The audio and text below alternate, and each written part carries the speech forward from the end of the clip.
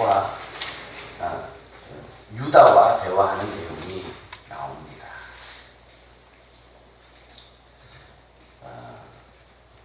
이 배경을 보면은 이렇습니다. 기근이 들어서 굶어 죽을 수밖에 없는 상황이 되자 이스라엘은 10 아들들을 애굽으로 보내서 곡식을 사오게 합니다. 그런데 이전에 이미 요셉을 잃어버렸기 때문에 이스라엘은 너무나 또 아들을 잃는 게 두려워서 막내 아들, 특별히 사랑했던 야곱의 동생 베냐민을 남겨두게 됩니다. 그런데 공교롭게도 애굽에 갔더니 그 총리가 아버지에 대해서도 묻고 막내 아들에 대해서도 묻고 그러면서 다 답변을 했더니 너희들 스파이구나. 그것을 너희가 스파이가 아니라는 것을 증명하기 위해서 막내 아들을 데려와라. 이렇게 합니다. 거기서 아버지는 더 이상 막내인 베냐민을 잃기 싫어서 너희가 왜 그런 말을 했느냐? 왜 데려가려고 하느냐? 너희가 가서 사오면 될 것을. 그런데 유다가 여기에 여러 가지 반대 의견을 냅니다. 그리고 유다가 앞에 나서서 아버지가 계속 이야기를 하면서 자기를 맨 마지막 절에 보면 담보가 되겠다 이렇게 이야기를 합니다. 그래서 오늘 유다를 통해서 반대 의견 낸 유다의 그런 내용 그리고 유다의 대표적인 상징들을 오늘 살펴보려고 합니다. 유다가 왜 아버지의 명을 거역하고 있을까요? 무엇을 해야 하는지 또 무엇을 말해야 하는지 유다는 정확히 알고 있었습니다. 사실은 저기 애굽의 총리로 있는 요셉은 모든 것들, 이 가정사나 모든 것들을 다 알고 있죠. 다 꿰뚫어보고 계획하고 그리고 베냐민을 데려오게 합니다. 사실 하나님께서 우리에게 요구하시는 섭리 가운데서 우리에게 요구하시는 것들은 요셉이 모든 것들을 알고 있었던 것처럼 하나님은 다 알고 계시지만 우리는 모르는 거예요. 그냥 베냐민을 데려와라 그럼 데려오는 거고 너희는 가서 부모를 공경하라 그럼 공경하는 것이고 그리고 올 때는 반드시 아이를 데려오지 않으면 내 얼굴을 보지 못하리라. 두렵고 떨리고 여러 가지 상황이 악화되는 것처럼 느껴질 수밖에 없습니다. 그런데 그 뒤에 것이 무엇일까요? 창세기에 성경을 어느 정도 아시는 분이나 읽었던 분들은 결국에는 이스라엘의 그 아들들과 그 모든 가족들이 이 기근으로부터 구원받는 것을 여러분들은 잘 알고 계실 겁니다. 어쨌든 간에 그 전체적인 맥락을 이해하지는 못할지라도 오늘 적어도 유다는 현실을 파악했습니다. 그래서 정확히 말하는 것이 필요했다라는 것입니다. 우리도 하나님의 섭리를 다 알지는 못해도 하나님께서 우리에게 명령하시고 우리에게 알려주신 그 부분에 대해서는 명확히 하는 것이 필요하다라는 것입니다. 총리는 이렇게 이야기합니다. 너희가 내 얼굴을 보지 못하리라 하였다 이야기합니다. 하나님 아버지 앞에 나가는 것도 마찬가지입니다. 우리의 죄를 해결하지 아니하면 거룩을 회복하지 아니하면 너희가 내 얼굴을 보지 못하리라. 너희가 그리스도로 말미암아서 그리스도를 붙잡고 그리스도로 말미암아서 내게 나오지 아니하면 나를 보지 못하리라.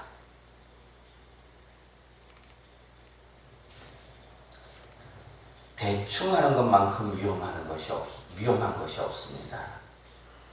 논문을 쓸 때도 원칙이 있습니다.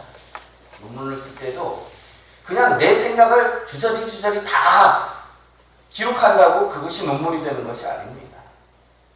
올바르게 인정받은 논문에 대해서 어디서 가져와서 삽입을 해서 여러 이 사람이 이렇게 주장하고 저 사람이 이렇게 주장하는 바에 따라서 내 주장은 이렇다라는 것들을 증거해야 하는 것이 논문이지요.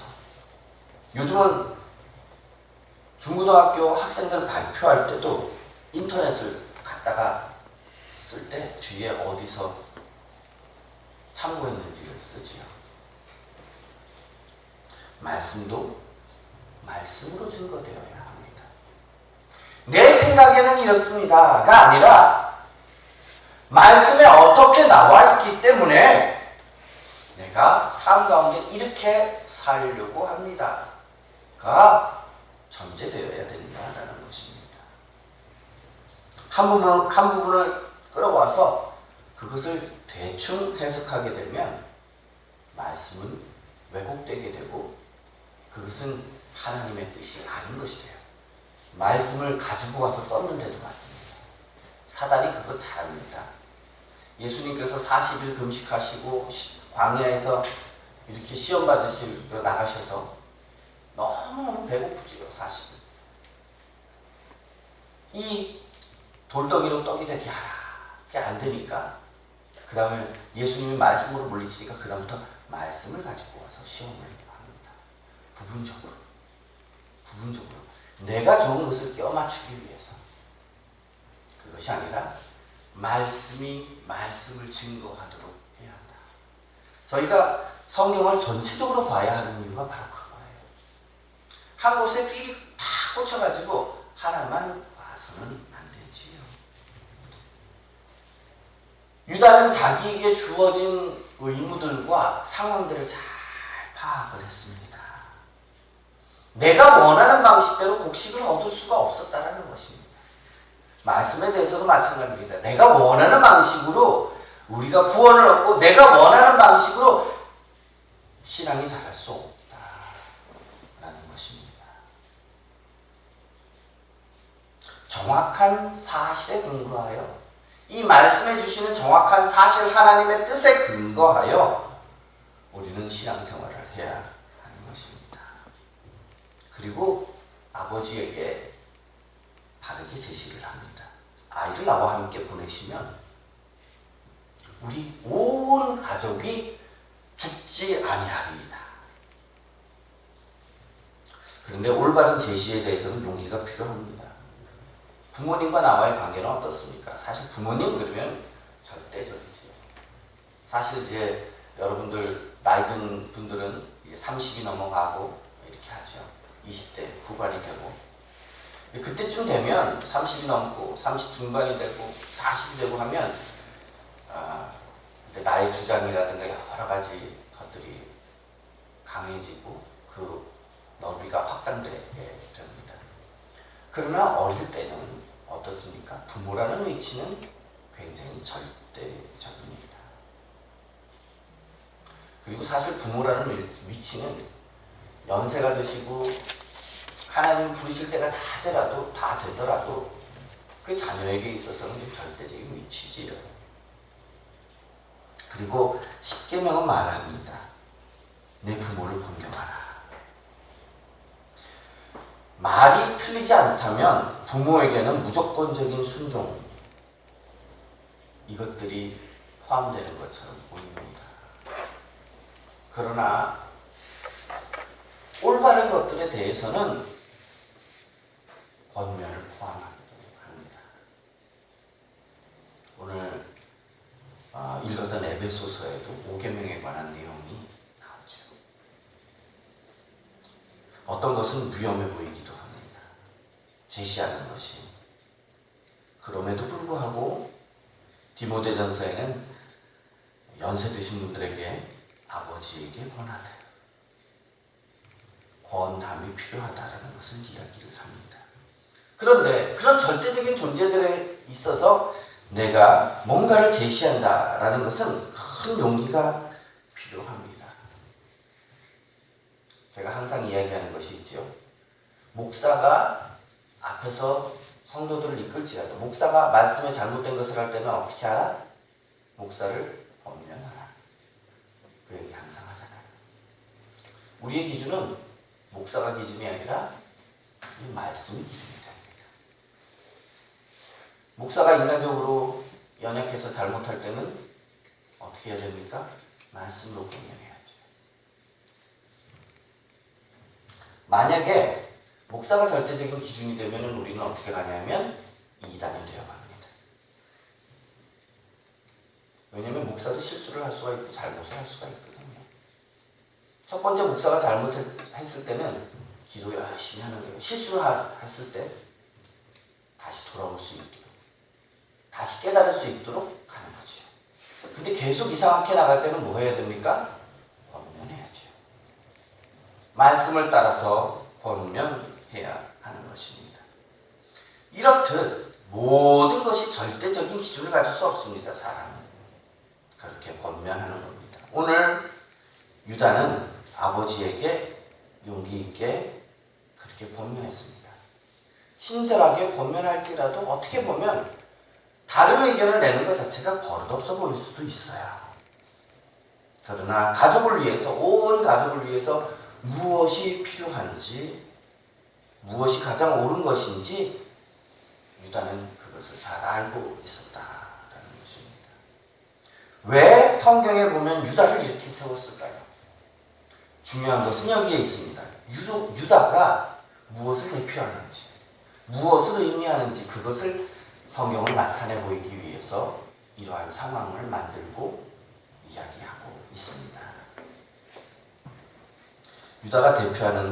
유다는 대표성을 갖습니다. 내가 그를 위하여 담보가 되오리니. 유다 자손은 예수 그리스도의 계보를 잇는 중요한 위치에 있습니다. 유다는 중요한 두 가지 요소를 그 이름에 품고 있습니다. 첫 번째는 죄입니다. 유다라는 이름을 가진 사람은 중요한 인물을 보면 구약에 유다가 있고 신약에도 유다가 있습니다. 구약의 유다를 보면 유다는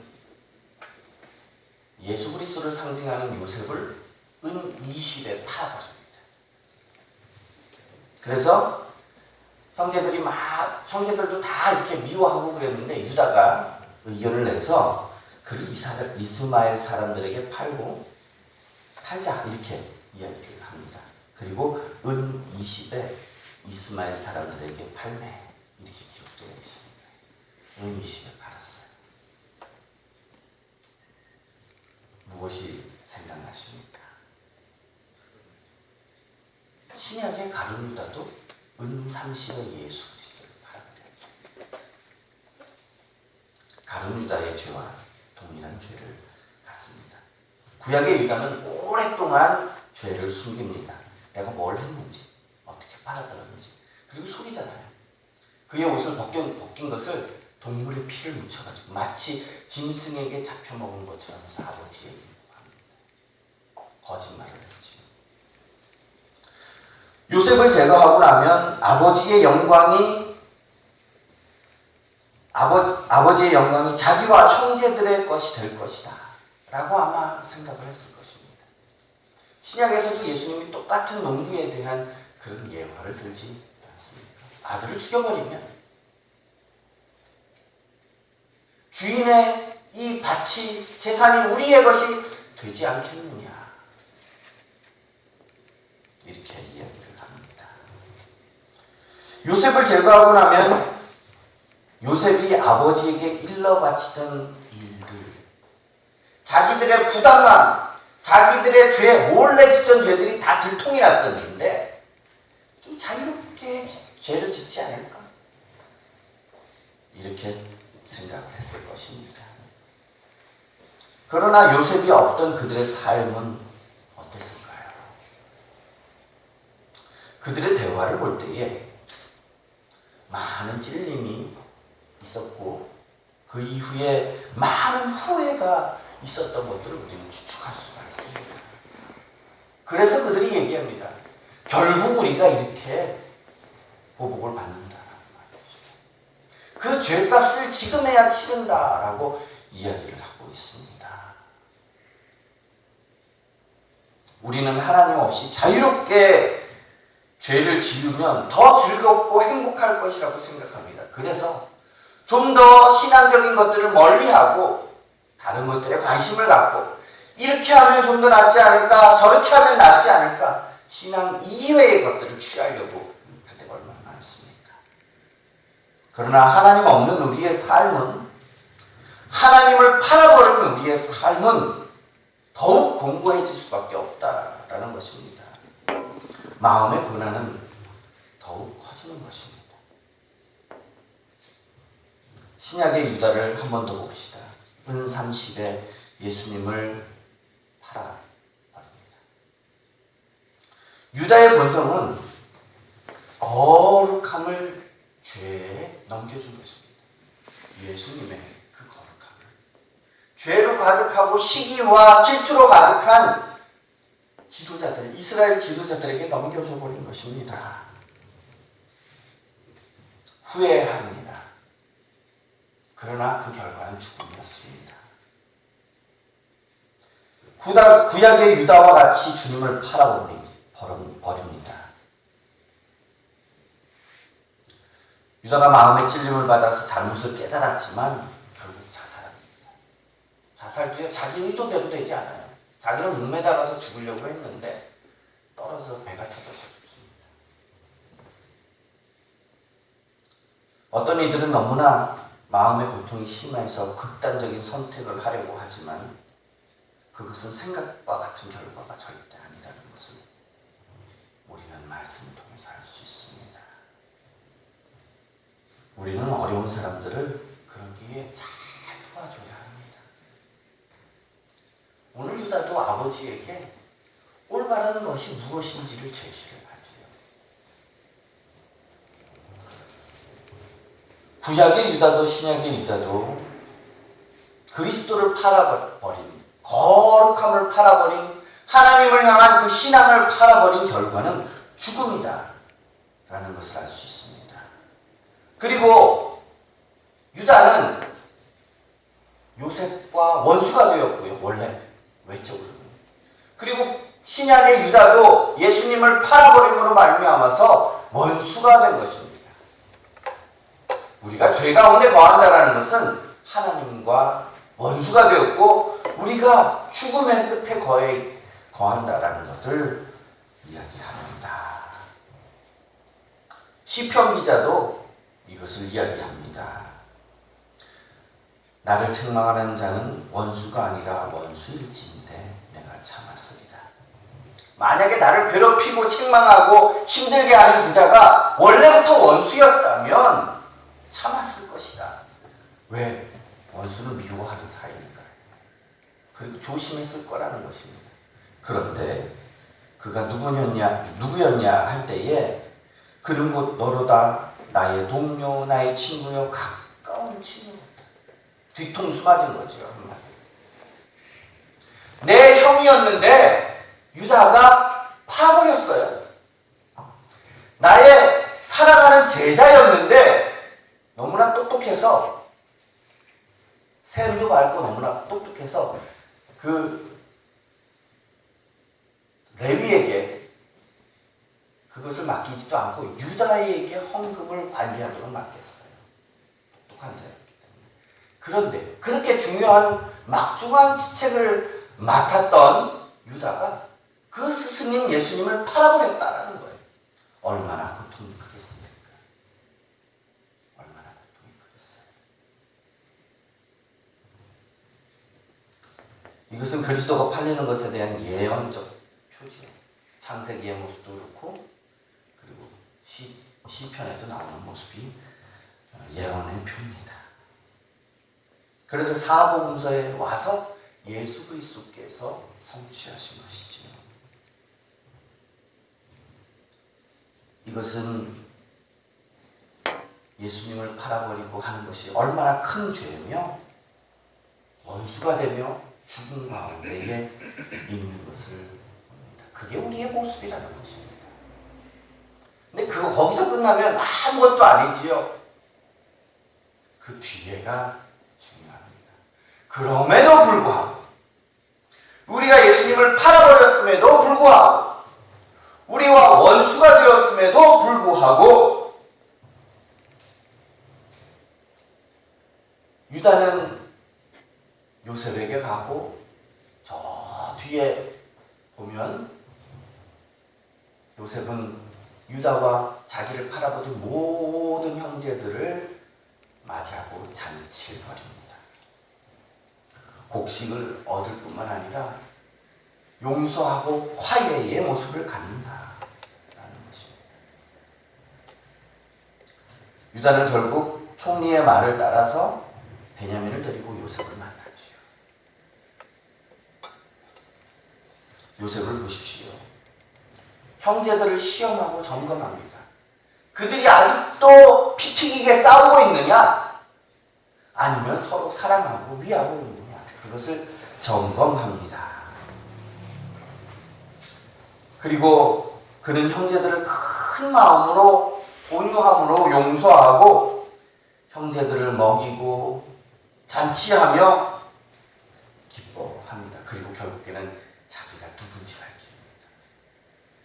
우리가 하나님의 뜻에 나아간다면 하나님은 우리를 용서하시고 우리를 받아주시고 하나님과 함께 잔치하며 하나님의 그 크신 인내와 은총 가운데 들어가게 되는 것입니다. 우리는 유다 같은 자입니다. 우리는 하나님을 파는 자요 하나님과 원수된 자였습니다. 우리의 열심과 능력은 여전히 부패하였고 아무 칭찬받을 만한 것이 없는 자입니다. 그러나 우리는 그리스도를 만났습니다. 그리스도를 만난다라는 것은 은혜를 입었다라는 것입니다. 비록 우리의 믿음을 위해서 어떤 때는 테스트를 받기도 하고 어려움이 주어지지만 그리스도를 만난 은혜는 우리에게 생명이 주어지게 된다라는 것을 말하는 것입니다. 우리가 어떻게 이러한 귀한 것을 누릴 수 있겠습니까? 그것은 우리의 노력 때문도 아니고 우리의 진실함 때문도 아니고 우리의 선함 때문도 아닙니다. 전적으로 그리스도로 인해서 용서받은 것이며 우리 죄악을 깨끗게 하시고 우리를 변화시키시는 전적인 하나님의 은혜다라는 것입니다. 오늘 유다를 보면서 우리는 유다라는 이름에 주어진 흉악한 모습이 어떤 것인지 깨달아야 합니다. 원래 유다라는 이름은 찬송이라는 뜻을 가지고 있습니다. 죽음이 결국은 하나님의 은혜로 말미암아서 찬송이 되었다는 거죠. 원래 우리는 죽음의 모습을 가지고 있는데 그리스도 안에서 찬송으로 변화되었다라는 것을 이야기합니다. 이사야서에는 분명히 말씀하십니다. 하나님의 택한 자에 대해서. 이 백성은 내가 나를 위하여 지었나니 나를 찬송하게 하려 함이라. 우리의 근본 모습은 무엇입니까? 찬송이에요. 내가 고민과 어려움과 불평과 불만과 이런 것들로 가득 차 있습니까? 그럼 뭔가 다시 좀 돌아봐야 해요. 나는 정말 그리스도를 붙들고 있는가? 그리스도 안에서 우리는 무엇이 자라나느냐? 은혜가 자라납니다. 찬송이 자라납니다. 여러분들 여기서만 아니라 평상시 삶 속에서도 많이 찬송하고 많이 감사하고 많이 기뻐하기를 축복합니다. 택함 받은 자는 죽음에서 놓여서 찬송이 되는 것입니다. 우리의 삶 자체가 그런 성취 가운데 있는 것입니다. 사랑하는 형제 여러분, 자매 여러분, 부르심을 입은 자들의 합당한 모습을 이루기를 바랍니다. 그러므로 유다의 이름처럼 우리의 삶이 찬송으로 가득하기를 축원합니다. 기도하겠습니다. 하나님, 우리는 주님을 팔고 주님을 배반하며 주님과 원수되었던 자임을 고백합니다. 그러나 주님의 은혜로 오늘 우리로 하여금 찬송의 자격을 허락하여 주시고 찬송할 수 있도록 하여 주시니 감사합니다. 우리의 심령을 돌아보게 하셔서 외적인 모습뿐만 아니라 우리의 마음으로 신령과 진리로 하나님께 예배하며 찬송하는 자들 되게 하옵소서. 예수 그리스도 이름으로 감사하며 기도드리옵나이다. 아멘.